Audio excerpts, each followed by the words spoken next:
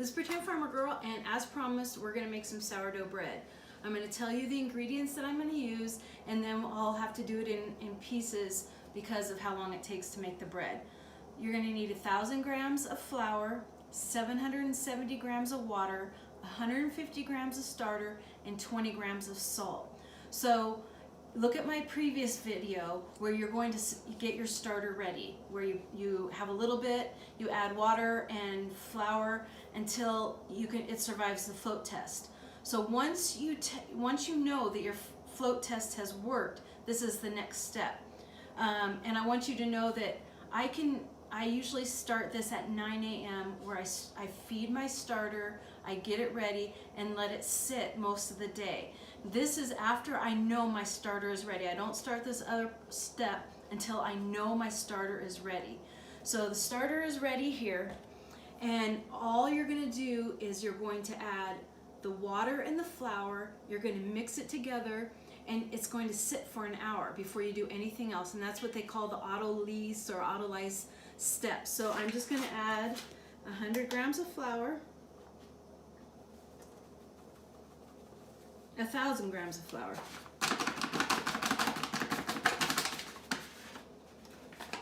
Okay, back to it. 1,000 grams of flour, which it doesn't have to be bread flour, especially as your starter gets stronger, you can just use the regular flour. So, there's 1,000 grams of flour, and I'm adding 770 grams of water. And I usually make like a little hole in the middle. So, 770 grams of water.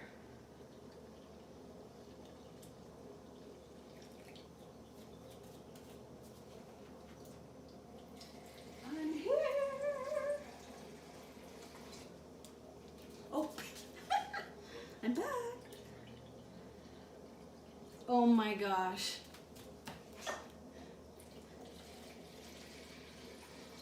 See, this is why I'm pretend farmer girl. I don't have my act together. All right, and I have clean hands, but this is what I do, is I just mix it. Makes a big mess, but basically all you're wanting is the dough and the water to all be mixed together. It doesn't matter what the dough looks like, because this is just the very beginning shot. This is just the beginning where the water and the flour are getting to know each other. And you just want to get it all in there.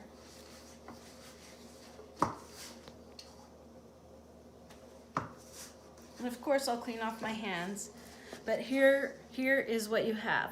This is all you do for an hour. You cover it and you let it sit for an hour, and in an hour I'll be right back. All right, it's been about an hour, and this is what the dough looks like. It's nothing pretty. So now after an hour, I'm gonna add the salt, and so what I do is I just kind of sprinkle the salt over the whole thing and not just in one spot. And then this is that was 20 grams of salt, and this is 150 grams of the activated sourdough starter. And I just kind of, you can come over here if you want.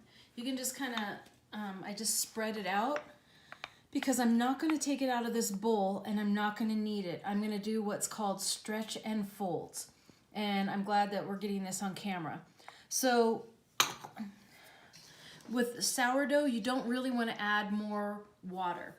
Let me get this, stay there. You don't want to add more flour. Like if you're kneading, I would take this and put it on flour and then knead it. But you don't want to add extra flour because it makes it thicker. So what I do is I just get my fingers a little bit wet, and now if you can come closer, I just stretch it and fold it, and stretch and fold.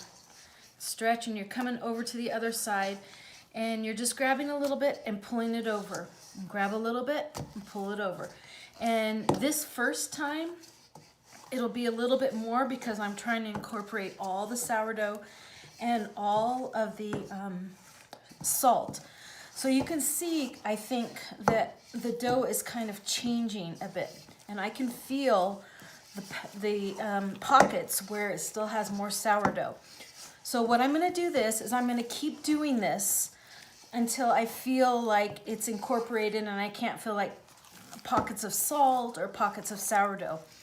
After I'm done with this part, I am going to set the timer for 30 minutes. And in 30 minutes, I'm gonna come back and do the same thing. I'm just gonna go around. And it's usually about 7. I just grab a little bit, so this is 2. And you just go around in the circle.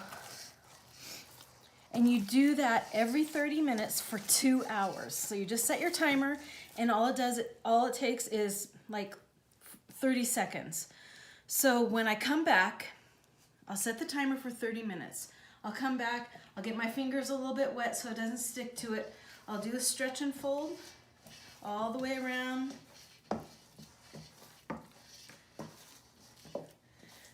I'll cover it up again, and I let it sit here, and I'll set the timer for 30 minutes. So you do this 4 times, so it's over 2 hours. After that, it goes in the refrigerator overnight. And so I'm not going to show you, I'm not going to show you all the differences, but basically you will feel the texture of your dough change. Every 30 minutes when you do the stretch and fold, you'll be able to tell that the structure is changing as you pull it up and bring it all the way over. And really you're just wanting to mix it without overworking the dough and messing up with the gluten strings, as they say.